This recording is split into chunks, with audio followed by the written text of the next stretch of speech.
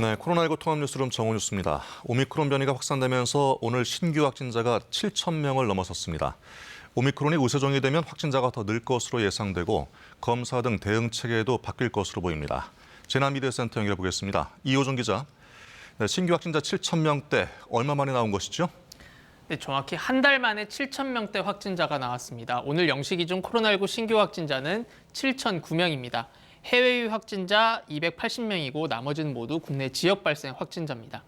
위중증 환자는 전날보다 2명 늘어서 433명이고요. 사망자는 하루 사이에 28명 늘어서 치명률 0.9%입니다. 지난달과 이달 신규 확진자 추세 그래프를 통해서 한번 보도록 하겠습니다. 지난달 15일 확진자 7,800여 명으로 코로나19가 발생한 이후에 최다 확진자가 나왔습니다. 이후 사회적 거리 두기가 다시 강화가 됐고 지난달 22일 7,000명대를 기록한 이후 이달 초에는 3,000명대까지 내려갔습니다. 하지만 오미크론이 확산하면서 오늘 다시 7,000명대까지 늘었습니다. 지역별 상황을 한번 살펴보도록 하겠습니다. 경기도가 2,300여 명으로 가장 많습니다. 수도권 비중은 66.3%입니다. 비수도권 확진자가 많이 늘었습니다. 비수도권에서는 대구가 442명으로 가장 많고요. 그다음에 부산과 경남, 광주가 200명대 확진자를 기록했습니다. 두 자릿수 확진자가 나온 지역은 울산과 세종, 제주 그리고 강원 등 4곳에 불과합니다. 네, 전문가들 예상대로 오미크론의 영향이 크다고 볼 수 있겠는데 앞으로 수만 명까지도 나올 수 있다니까 걱정입니다. 이에 따른 대응 체계는 어떻게 바뀌나요?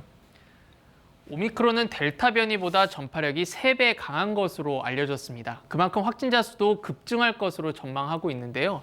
전문가들과 방역당국은 다음 달 하루 신규 확진자가 15,000명에서 많게는 9만 명까지 나올 것으로 전망을 하고 있습니다. 하루 확진자 수만 명은 기존 대응 체계로는 감당이 안 되는 규모입니다. 방역당국은 대응 체계를 바꾸기로 했는데요. 오미크론 비중이 높은 광주와 전남 그리고 경기도 평택과 안성 등 4개 지역은 다음 주 수요일 26일부터 새 대응 체계를 먼저 시행합니다. 새로운 체계에서는 PCR 검사를 받을 수 있는 사람이 고위험군으로 좁혀집니다. 고위험군이 아니면 처음부터 PCR 검사를 받을 수 없고 선별진료소에서 자가검사 키트나 호흡기 전담 클리닉에서 신속 항원 검사를 먼저 받아야 합니다. 고위험군은 60세 이상 연령층이거나 밀접 접촉자 그리고 자가검사 키트나 신속 항원 검사에서 양성으로 나온 사람입니다. 마지막으로 백신 접종 현황 한번 살펴보도록 하겠습니다. 신규 3차 접종자 46만 명 늘었습니다. 인구 대비 접종률 48.6%입니다. 1, 2차 접종률과 비교해보면 3차 접종률이 낮습니다. 오미크론 등 코로나19 감염을 예방하고 감염이 됐더라도 중증으로 가는 걸 막아주는 게 바로 백신입니다. 3차 추가 접종과 함께 여전히 사회적 거리 두기 등 개인 방역 실천이 중요합니다. 지금까지 재난미디어센터에서 전해드렸습니다. 네, 신규 확진자 7,000명이 나오면서 정부 예고대로 오미크론 대응 방역으로 전환될 수 있는데요. 오미크론 확산세가 빠른 일부 지역에서는 검사 체계를 바꾸는 등 선제적인 방역 조치에 들어갑니다. 또 오늘부터 먹는 치료제 투약 연령을 낮춰서 투약 대상이 확대될 예정입니다. 김도영 기자입니다.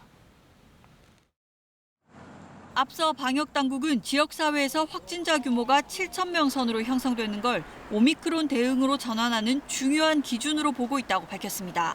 오늘 신규 확진자 7,000명을 넘어서면서 당국은 방역체계 전환을 서두를 것으로 보입니다. 오미크론 변이가 이미 우세종이 된 광주와 전남, 평택, 안성 등 4개 지역은 선제 조치에 들어갑니다. 26일부터 PCR 검사를 밀접 접촉자와 60살 이상 고령층 등 고위험군만 받을 수 있습니다. 여기에 해당되지 않고 방역 패스용이나 불안감 등을 느껴 선제 검사를 받는 경우 자가진단 키트 등을 활용한 신속 항원 검사를 받게 됩니다. 현재 10일인 백신 접종 완료자의 격리 기간은 26일부터 전국에서 7일로 줄어듭니다. 해외 입국자의 격리 기간은 10일 그대로 유지됩니다. 오미크론 대응 단계에 돌입하면 진료 체계는 동네 병의원 중심으로 바뀝니다. 생활치료센터와 감염병 전담병원 등 코로나19 치료를 위한 별도의 의료기관뿐 아니라 지역 이비인후과 등에서 1차 대응 의료기관 역할을 하게 됩니다.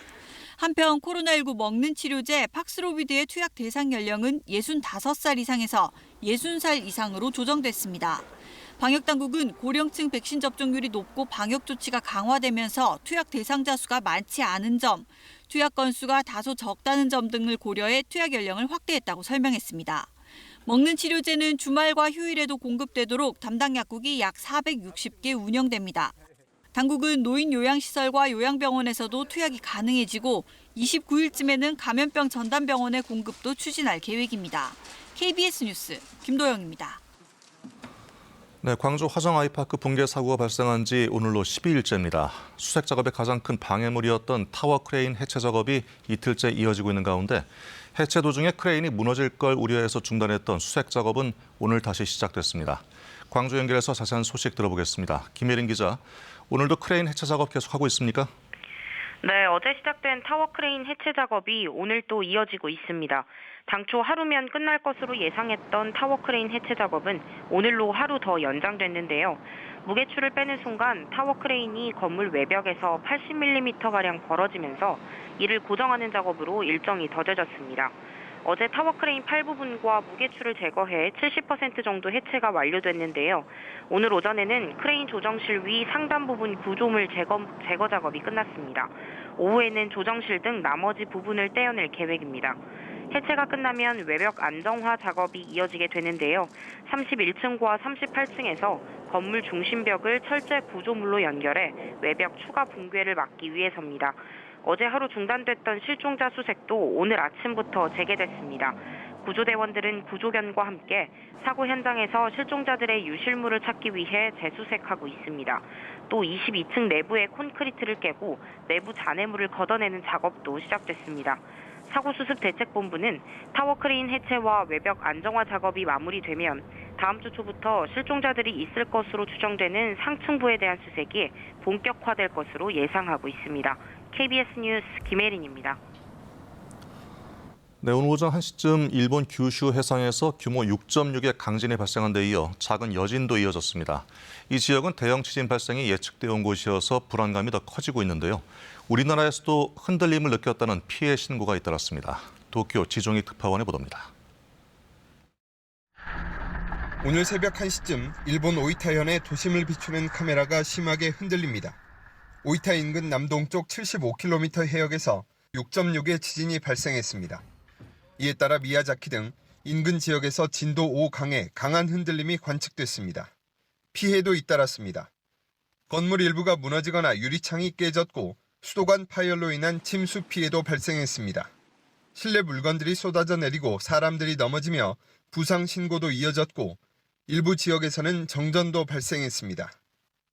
이번 지진이 발생한 지역은 과거에도 규모 7의 큰 지진이 발생한 곳인데다 앞으로도 대형 지진이 발생할 것으로 예측되어 온 만큼 일본 기상청은 관련성을 조사할 계획이라고 밝혔습니다. 또 앞으로 일주일 동안 다시 비슷한 규모의 지진이 발생할 가능성이 있다며 각별한 주의를 당부했습니다. 한편 오늘 지진으로 부산과 울산, 포항 등 영남 해안 지역에서도 흔들림을 느꼈다는 신고가 이어졌습니다. 도쿄에서 KBS 뉴스 지종익입니다. 6박 8일간의 중동 3개국 순방 일정을 마친 문재인 대통령이 오늘 오전 서울공항에 도착했습니다. 문 대통령은 이번 일정에서 아랍에미리트 연합과 4조 원대의 천궁2 수출 계약을 체결했고 이집트와는 K9 자주포 수출을 위한 물밑 협의를 진전시키는 등 방산 분야 협력에 힘을 쏟았습니다. 사우디 방문 기간에 한 GCC 자유무역협정 협상 재개를 선언한 것도 성과를 꼽힙니다.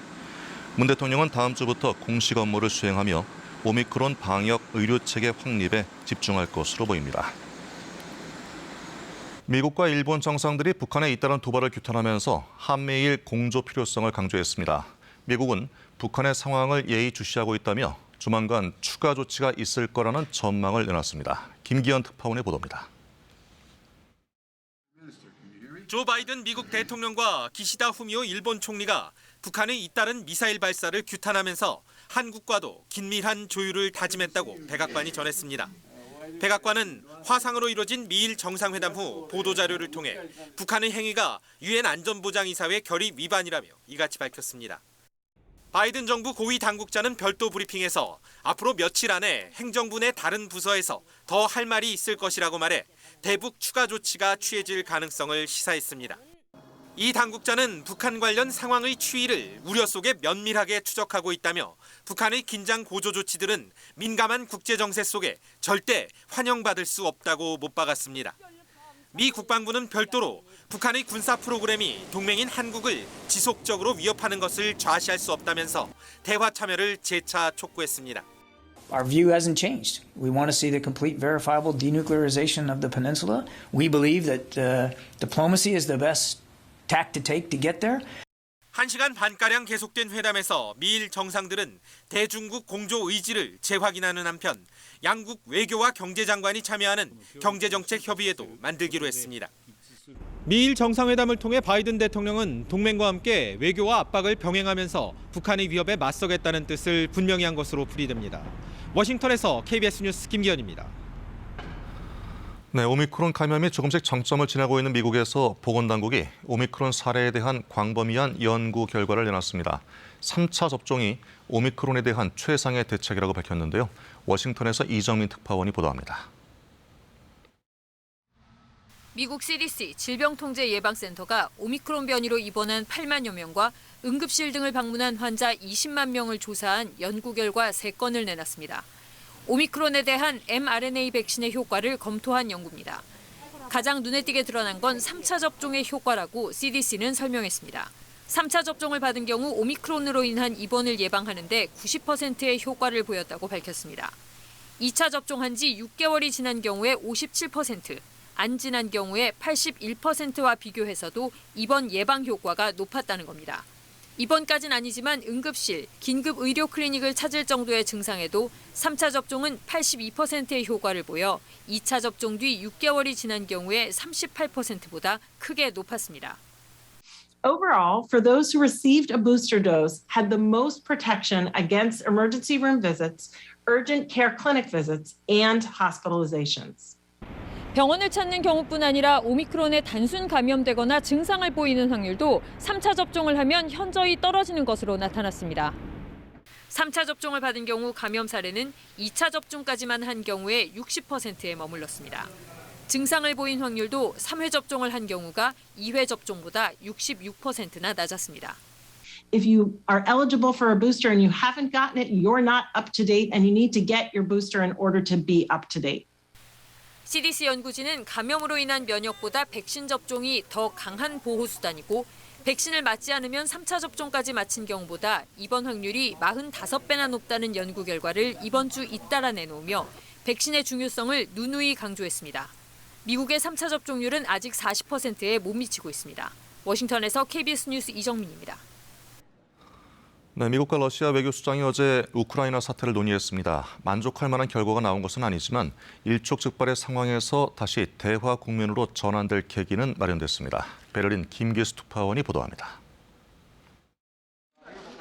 어제 스위스 제네바에서 토니 블링컨 미국 국무장관과 세르게이 라브로프 러시아 외무장관이 만났습니다. 우크라이나 사태를 논의했는데 마땅한 해결책을 도출해내진 못했습니다. 하지만 위기 상황을 대화로 풀어갈 계기는 마련했습니다. 라브로프 장관은 옛 소련 국가들의 나토 가입 거부 등 러시아의 요구 사항에 대한 문서로 된 답변을 다음 주 중 미국 측으로부터 받기로 했다고 밝혔습니다. 우크라이나에 대한 침공 계획도 의사도 없다고 강조했습니다. Я не могу говорить, что мы на правильном пути, не на правильном пути. Мы это поймем, когда получим американскую реакцию на бумаге, на все пункты наших предложений. 블링컨 장관은 이에 대해 동맹국들과 협의를 거쳐 서면으로 서방국들의 우려와 해결 방안을 러시아와 공유하겠다고 밝혔습니다. 그 이후 러시아와 추가 논의를 진행하는 걸 합의했다고도 했습니다. 그러면서 우크라이나에 대한 침공 의사가 없다면 러시아가 이를 증명해야 한다고 요구했습니다. If Russia wants to begin to convince the world that it has no aggressive intent toward Ukraine, a very good place to start would be by de-escalating, by bringing back, removing its forces from Ukraine's borders. 블링컨 장관은 필요하다면 바이든 대통령이 푸틴 러시아 대통령을 만날 준비가 돼 있다면서 정상회담 가능성도 열어뒀습니다. 미러 외교수장 회담으로 대화가 이어질 수 있는 계기가 마련됐지만 서방이 러시아의 요구를 수용하기 어렵다는 점에서 외교적 해결이 쉽지만은 않을 것이란 전망이 나옵니다. 베를린에서 KBS 뉴스 김규수입니다. 연일 이어졌던 강추위는 한풀 누그러졌습니다. 당분간 추위 걱정은 덜어두셔도 되겠는데요. 오늘 서울 낮 기온은 5도로 어제보다 조금 더 높겠고요. 모레 월요일에는 낮 기온이 8도까지 올라서 계절의 흐름을 한 달가량이나 앞서가겠습니다.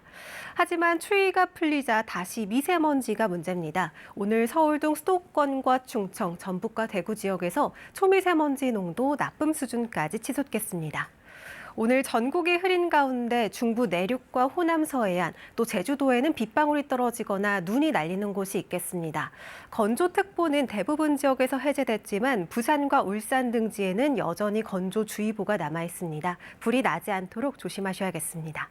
오늘 낮 기온은 크게 올라서 서울이 5도, 대전 8도, 대구 9도, 부산은 12도 등으로 남부지방에서는 10도로 웃도는 곳들이 많겠습니다. 바다의 물결은 제주 남쪽 먼 해상에서 최고 2.5m로 비교적 높게 일겠습니다.